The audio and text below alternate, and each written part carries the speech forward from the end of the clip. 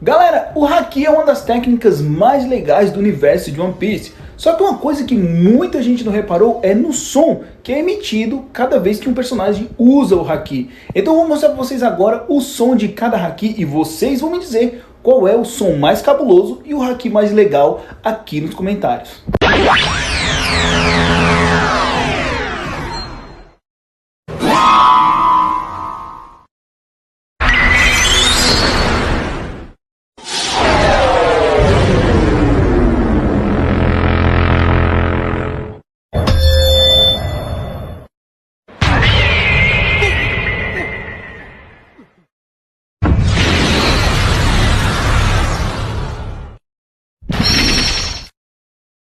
E aí, o Haki é ou não é uma das técnicas mais legais do anime?